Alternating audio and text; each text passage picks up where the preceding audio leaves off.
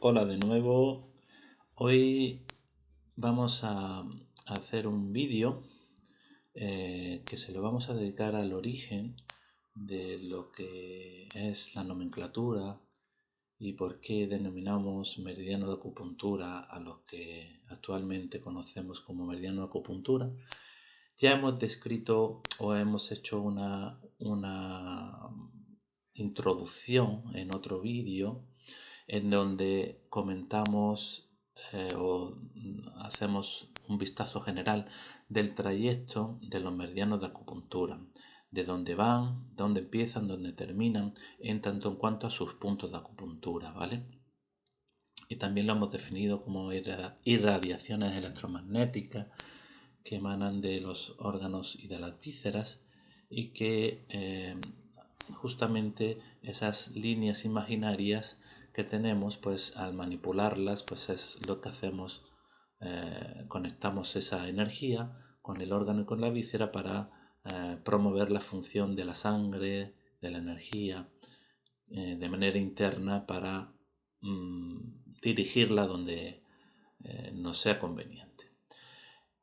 Bueno, eso es una forma de verlo, pero desde este punto de vista quedan muchas dudas. Cualquier persona o alumno que se dedique a la medicina tradicional china o a la acupuntura se habrá planteado muchas veces por qué el meridiano de pulmón va por donde va y no va por otro sitio. Y por qué el de vejiga va por donde va, que es por la espalda, y no va por otro sitio, ¿no?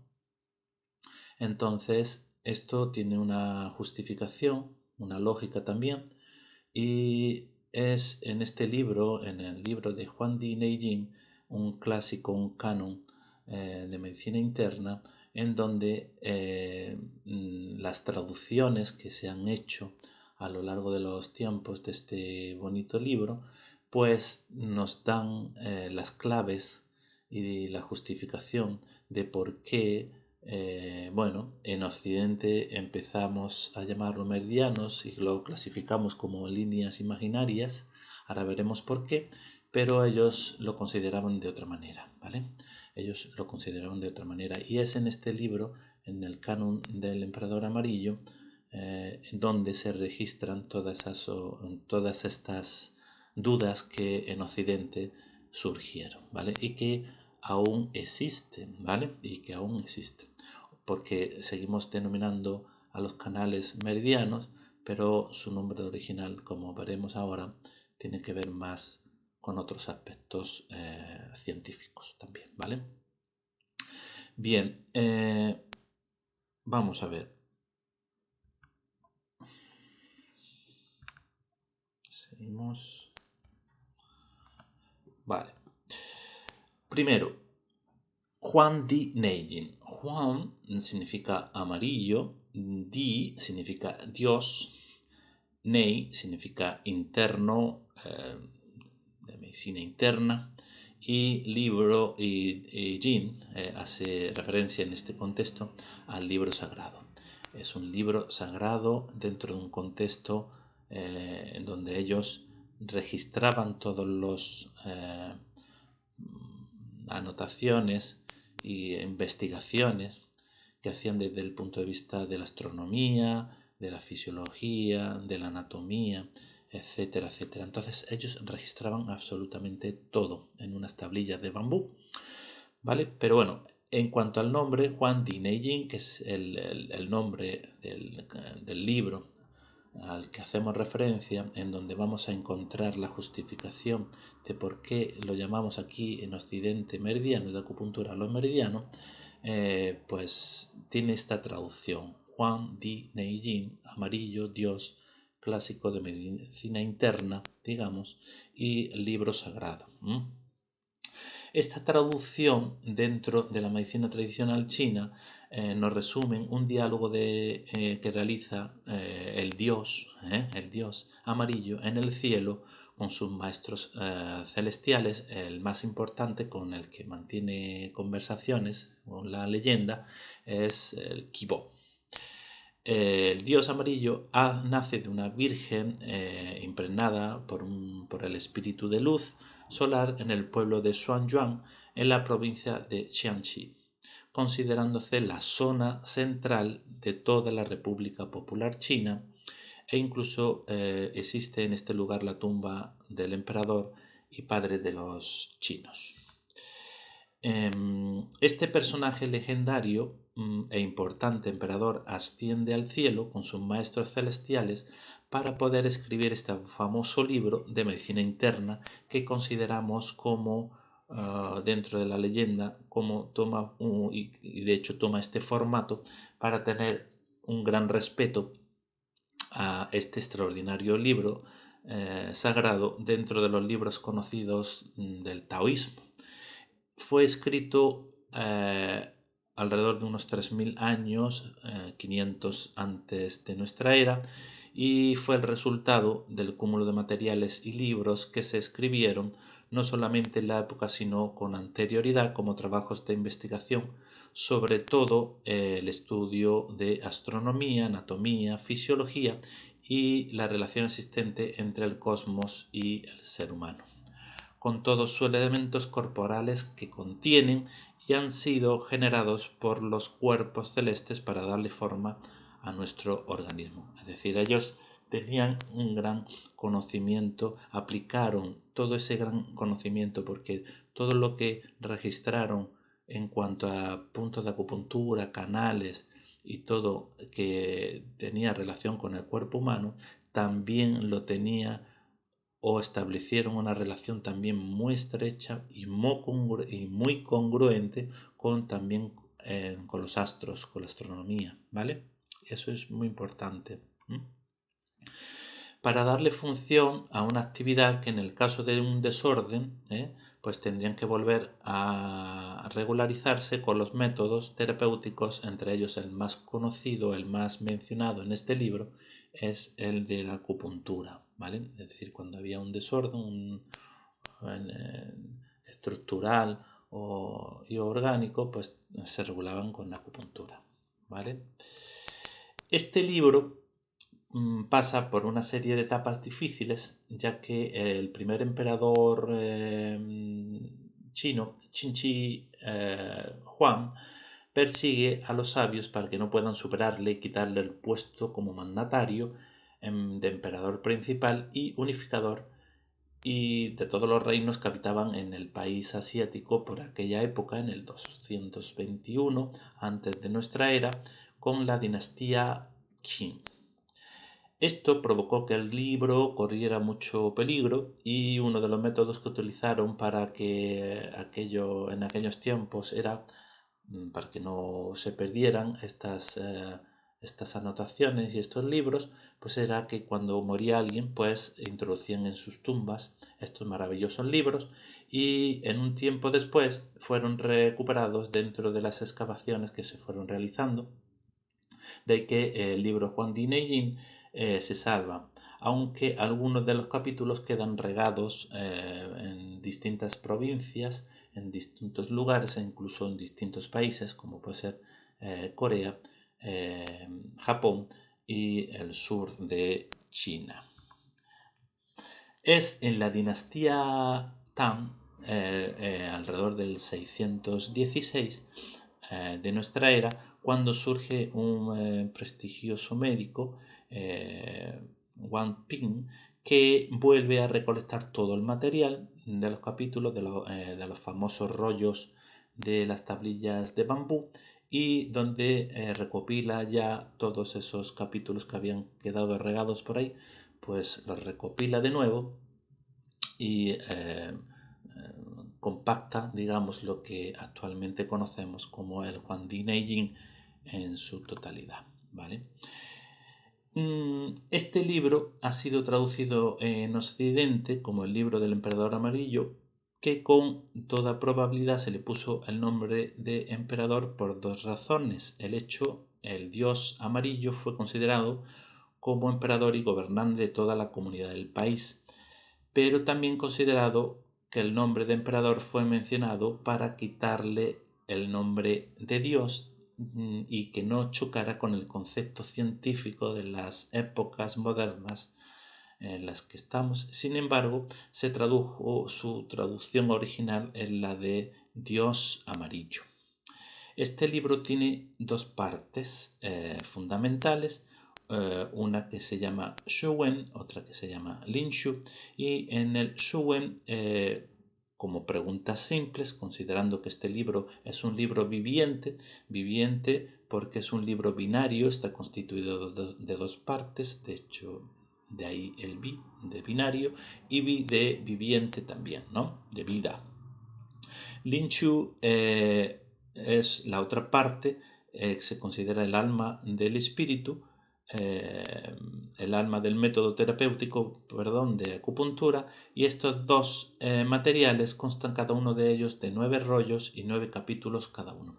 Aquí tenemos en pantalla el Shuwen, simple pregunta, y Linshu, el alma o eje fundamental de lo que es también la acupuntura, ¿no? Donde están todos los fundamentos, recorridos, métodos terapéuticos, etcétera, etcétera. Estos dos materiales consta cada uno, como decimos, de 9 rollos y de 9 capítulos cada uno en tablilla de bambú, que por eso 9 por 9 son 81 capítulos para cada uno de los libros, tanto Shuwen como Linshu, y por lo tanto la suma de los dos, 81 forman parte de 162 capítulos en su totalidad. Si sumamos 1, 6 y 2, pues también nos da 9, con lo cual tenemos esa particularidad en este sentido, ¿vale? Del número 9. En el capítulo 10 del Linshu, nervios y vasos sanguíneos, nos habla detalladamente de los Jinmai, que es de los meridianos de acupuntura, ¿no? Desde hace 3000 años ya tenían presente que los denominados actualmente meridianos de acupuntura coinciden con los paquetes neurovasculares de nuestra medicina moderna. Es decir, ellos ya hablaban de procesos o tejidos sanguíneos y tejidos vasculares y tejidos nerviosos que tenían una estrecha relación con los órganos y con las vísceras, ¿vale? Entonces hablan ya de paquetes neurovasculares. Este diálogo, porque el libro fue escrito entre un diálogo del dios amarillo cuando ascendía al cielo y con su maestro celestial Shivo y algunos otros, según la leyenda, pues fue escrito y no tiene un representante único o un autor directo, sino que fue como consecuencia este libro de esos diálogos que se impartían en esas ceremonias y diálogos celestiales que tenía, ¿no?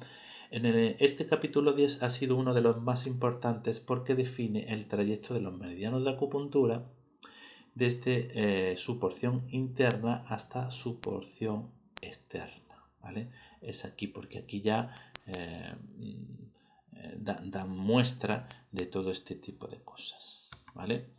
Bien, como se puede observar en el recorrido comienza en el meridiano de pulmón. En este capítulo 10 se describe que las 12 vías de los 12 meridianos principales que conocemos inicia en el meridiano de pulmón. Este meridiano de pulmón conecta con el intestino grueso y el intestino delgado, recogiendo los nutrientes de estos meridianos y a través de las arterias mesentéricas de estas dos vísceras llevan los nutrientes a la vena esplénica, vena que tiene el bazo. Se convierte esto en la vena porta, la vena esplénica conecta con el hígado, convirtiéndose en una vena porta y es la puerta para la entrada. La vena porta es la puerta para la entrada del hígado, perdón, y en esta terminología original, hígado se llama hépatos, que significa la puerta de entrada de las enfermedades, ¿no? Por tanto, en este recorrido, a través del intestino hasta llegar al hígado, se va a definir qué parte de la sangre se queda en el cuerpo y se expulsa toda la sangre tóxica a través de la bilis y se absorbe toda la sangre benéfica también para llegar al corazón, ¿vale? Y empezar el recorrido para distribuirlo por todo el cuerpo. Bien, en el canal de acupuntura, actualmente llamado paquete neurovascular, ¿vale? Era llamado meridiano así porque no se hicieron las primeras traducciones del material de acupuntura de la medicina tradicional de los diferentes idiomas occidentales. Se le llamó meridiano porque nos llegaron imágenes primero del recorrido de la superficie del cuerpo. Claro, si vemos estas líneas en los mapas que nos llegaban y vemos simplemente estas líneas y recorridos a modo superficial, pues entonces creemos que son líneas imaginarias que, bueno, pues que tienen correspondencia con los órganos, con las vísceras, pero como no tenía el suficiente, no teníamos suficiente conocimiento anatómico, fisiológico, ni de tratamiento tampoco, pues entonces no podíamos justificar de ninguna manera por qué de dónde venían esas líneas imaginarias y por qué estaban ahí. Pero en el canon de medicina interna sí se registra porque están ahí, ¿vale? Vamos a verlo. Se la llamó meridiano porque no llegaron imágenes, porque nos llegaron imágenes primeramente del recorrido de la superficie del cuerpo, de estos paquetes neurovasculares considerados entonces por aquel tiempo y por el desconocimiento de la anatomía cuando se hicieron estas primeras traducciones, no se comprendía que realmente no estábamos hablando de una superficie corporal sino del interior del cuerpo, como efecto de un proceso de disección abriendo la piel y tejidos para poder llegar al interior del organismo y encontrar vasos sanguíneos, arterias, venas. Es decir, ellos ya hicieron esas líneas imaginarias que nos llegaron a nosotros nos llegaban a nosotros en la Edad Media, que intentábamos darle un sentido. Ellos las dibujaban de esa manera porque eso era una representación externa de lo que realmente era algo interno. Y realmente era interno porque ellos ya habían hecho disecciones y habían visto tejidos, habían visto vasos, habían visto nervios y entonces comprendían perfectamente que eso que consideraban meridiano, que nosotros veíamos como algo externo, era la representación o el calco de lo que se mantenía con una estructura muy bien detallada de manera interna, ¿vale? Como los primeros dibujos que nos llegan a la Edad Media, donde hay desconocimiento de la anatomía, patología y tratamiento, pensaban que los meridianos eran estas líneas imaginarias, por eso el término meridiano. Sin embargo, no se imaginaron que este material, aunque lo hemos encontrado luego en el capítulo 12, donde se escribe que para poder encontrar los canales de acupuntura tuvieron que realizar una disección y se menciona en el cadáver y en los tejidos y encontrar nervios y vasos sanguíneos y sus recorridos. Sin embargo, que para poder llegar a los efectos nerviosos desde el exterior hasta el interior, así como haber encontrado el recorrido de la circulación sanguínea, tanto arterial como venosa, que es la arterial, que es la que va de los meridianos o canales que van del tórax a los dedos de la mano, arteriales, y del regreso, la circulación de regreso venosa, tuvieron que haber hecho investigaciones en seres humanos vivos. Es la única manera de que ellos pudieran ver que había una distribución de sangre y un recogimiento de sangre, pero para que pudieran comprender eso tenían que hacerlo en seres humanos y además vivos. En el libro realmente no se menciona este detalle, que lo hicieran con personas vivas, pero es simplemente una observación, ya que el adelanto tan preciso de los recorridos de los paquetes neurovasculares a nivel tan profundo, donde se describe esta parte del paquete en donde no se describe solo la parte neurovascular, sino que solamente está hablando de la superficie de las extremidades, sino también cómo llega al corazón, ¿vale? cómo se distribuye a cada uno de los órganos a través de la aorta y cómo se recoge la sangre a través de la vena cava. Esto explica que tuvieron que hacer una disección de un nivel más detallado en seres humanos en vivo y en humanos, ¿no? En este capítulo también nos habla del recorrido de los 12 meridianos y cómo resume toda la sangre arterial y venosa del exterior se comunica con el interior a través del canal Renmai. Y todos los nervios y 12 canales, el canal Renmai es el que va por la mitad del cuerpo, ¿vale? Del perineo va ascendiendo hasta que termina por debajo del labio y es el que recoge sangre especialmente, ¿no? Entonces, en el capítulo 10 pues se hace mención a eso, en los 12 meridianos, cómo recogen la sangre arterial y venosa y que se comunica con el interior con el canal Renmai, y todos los nervios de los 12 canales se reunirán en el sistema nervioso central, médula espinal, para tener contacto con el sistema nervioso central, como lo hace realmente el canal Dumai, que es el opuesto del canal del Renmai, el que va por las apófisis espinosas de la espalda y de la columna, ¿vale? Es el que se tiene el que recoge la energía, ¿vale? Y aquí en este libro ya está definida esta información. Renmai lo relaciona con la sangre venosa y arterial, y Dumai lo relaciona con el sistema nervioso central sobre todo, ¿vale? Bien, los 12 recorridos de los meridianos se inician de forma externa en el canal del pulmón y de ahí todo un recorrido en relación a los 12 canales externos. Y sin embargo, estos canales están conectados con la aorta para recibir sangre y venas cavas para regresar la sangre.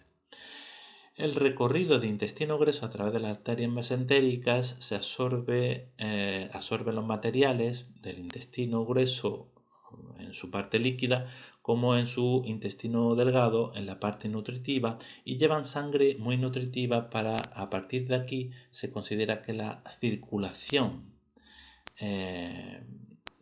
sanguínea se inicia en estos intestinos. Esta es una etapa muy importante, es decir, la circulación que se inicia en esta etapa o que se recoge en esta etapa es muy importante porque ellos la relacionaban con la etapa embrionaria. Con la etapa embrionaria en una parte del embrión, que es el saco vitelino. El saco vitelino se convirtió luego en el tubo digestivo y por lo tanto la función que representaba el saco vitelino, que después termina siendo el tubo digestivo, pues sigue alimentando el cuerpo a través de las arterias mesentéricas y tal. Entonces, pues esta función sigue perdurando, ¿no? Esa sinergia que tenía el cuerpo en ese momento de embrionario, pues continuaba después a través de los intestinos, ¿vale? Bien, las arterias mesentéricas, de una manera más detallada, se conectan con el interior del cuerpo con una vena, con la vena del bazo, y ya que el bazo es decir, las arterias mesentéricas se relacionan con con la esplénica del bazo, ¿verdad? Y el bazo, que es un órgano interno, limpia la sangre y limpia también las células viejas, glóbulos rojos, y defiende al organismo de los anticuerpos. Esta vena esplénica que recibe las arterias mesentéricas y juntas se forman lo que es la vena porta para entrar en el hígado y definir como órgano desintoxicante qué es lo que se va a eliminar por la bilis y no. Es decir, qué sangre benéfica vamos a tener y qué sangre malévola o tóxica pues vamos a tener que depurar, ¿no? Todos a través de la bilis pues vamos a eliminar todos los agentes nocivos, venenosos, materiales de desecho, y a través de y pasar la sangre benéfica a través de la vena cava inferior para descargarse en el corazón derecho. el corazón derecho recibe la sangre en la aurícula derecha y de ahí una arteria para llevar sangre a los pulmones, con el objetivo de que esta sangre, la llegada a los pulmones, se oxigene y elimine entonces los gases quemados, recibiendo entonces oxígeno. Cuando el pulmón regresa al corazón, ya lo regresa por el corazón izquierdo. De ahí sale la arteria aorta. La aorta llevará esta circulación sanguínea a través de la arteria llamada tronco brachocefálica o arteria subclavia. Brachio porque se dirige al brazo y subclavia o subclavia, ¿no? Como normalmente la denominamos, porque va por debajo de la clavícula. Otra arteria se dirige a la cabeza, la arteria tronco brachiocefálico, céfalo-cabeza, por ahí lo de carótida, pero bueno, ahora lo que nos interesa sería la arteria subclavia, que va debajo de la clavícula. Llegará hasta la zona de la axila, convirtiéndose en la arteria axilar.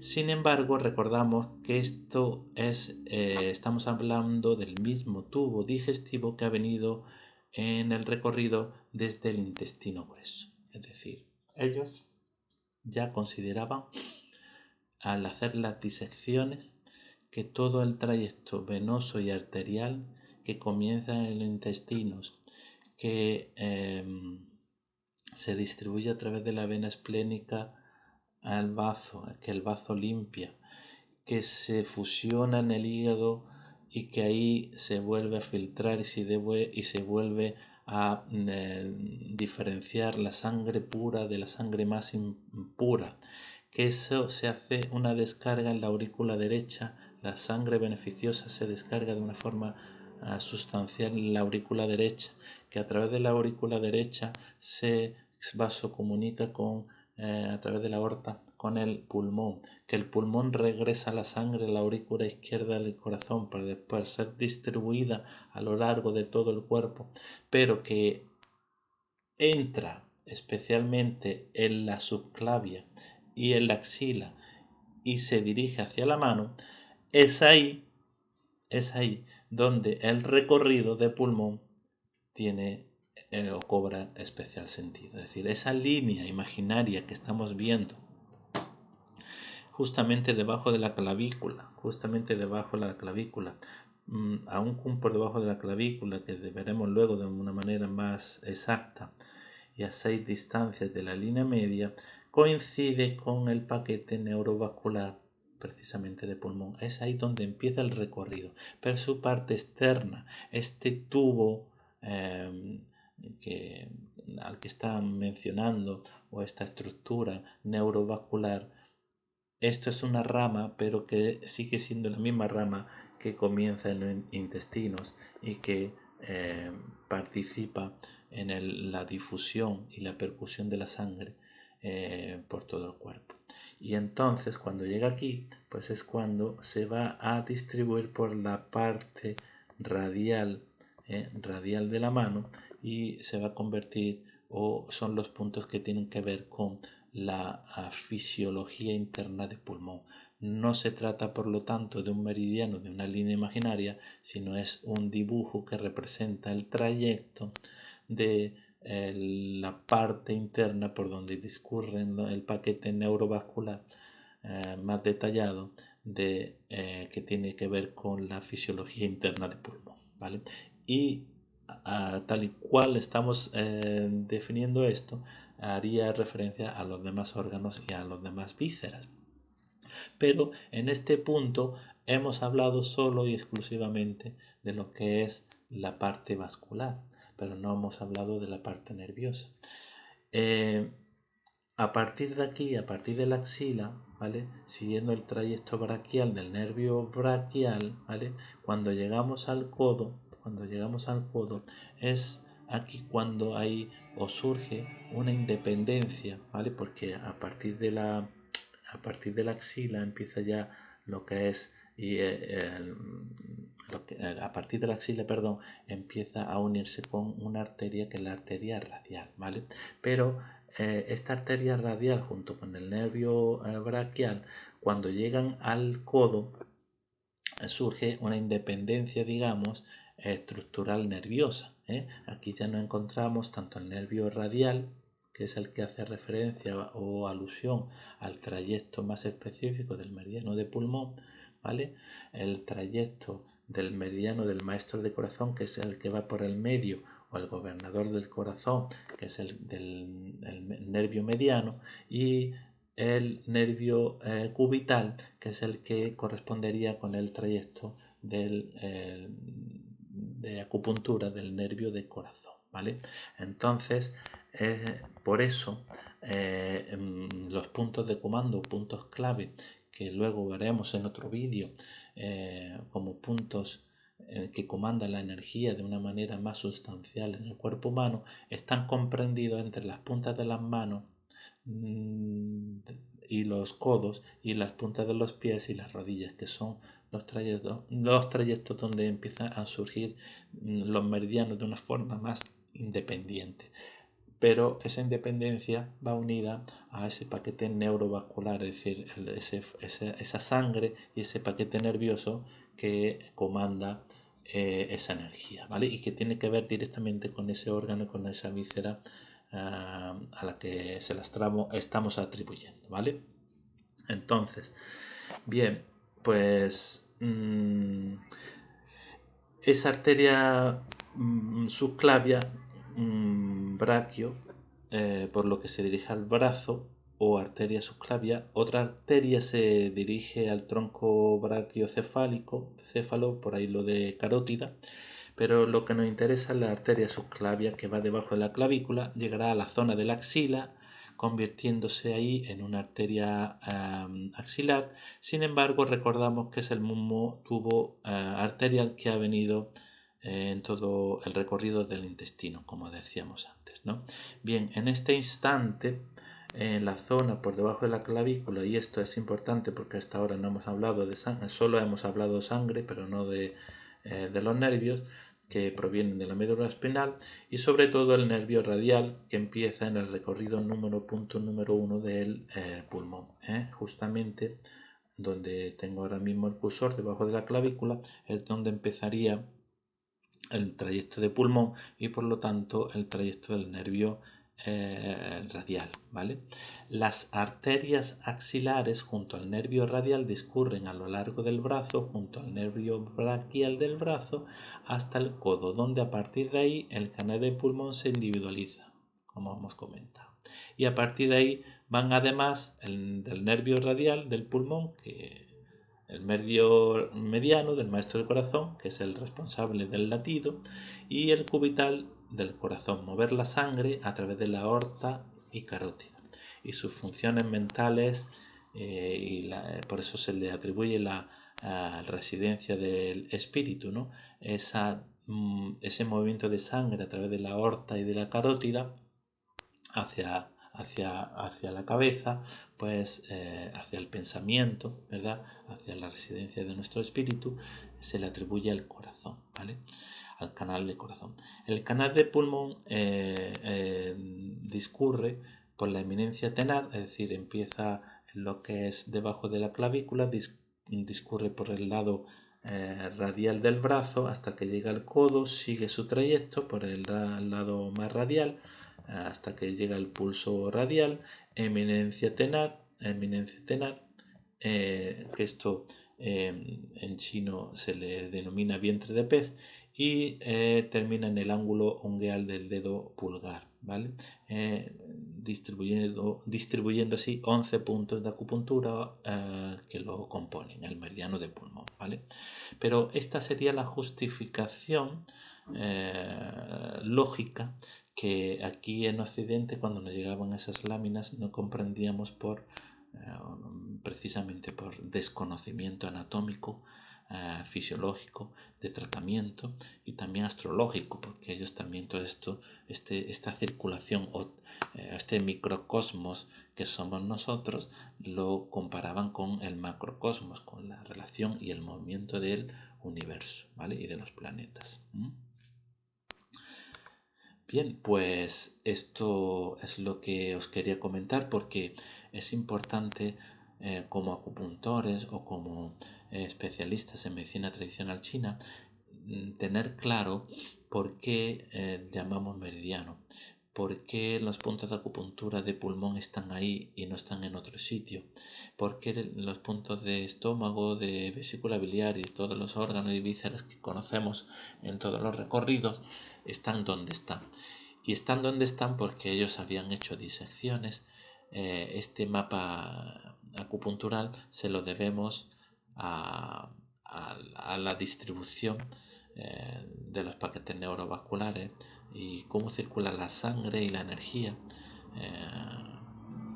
que proviene de la médula espinal, cómo se distribuye por todo el cuerpo, cómo se une y cómo se maneja. Y de manera externa nosotros lo podemos manipular con la agujita, con la presión, con los métodos acupunturales que tenemos de manera externa, pero tenemos que tener muy claro que esto tiene una relación muy estrecha con nuestra parte científica también, ¿no? Entonces es importante tener esto, ¿no? Se le atribuyen también otros conceptos, ¿vale? Otras sinergias, otras capacidades que tiene el cuerpo energético, eso también está ahí, ¿vale? Pero no podemos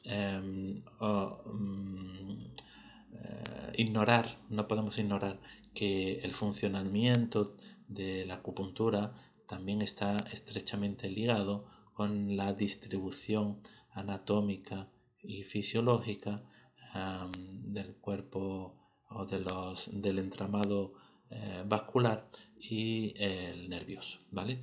Entonces quería hacer este vídeo para que aclarara un poco esto y después en los sucesivos vídeos veremos el recorrido exacto de los meridianos de acupuntura, pero teniendo muy claro que esto tiene una relación estrecha con lo que acabamos de hablar y la fundamentación que tiene la encontramos en el canon de medicina interna Juan Di Neijim, en donde quedan registrados todos estos investigaciones que hacían ellos y que nos llegaron después a partir de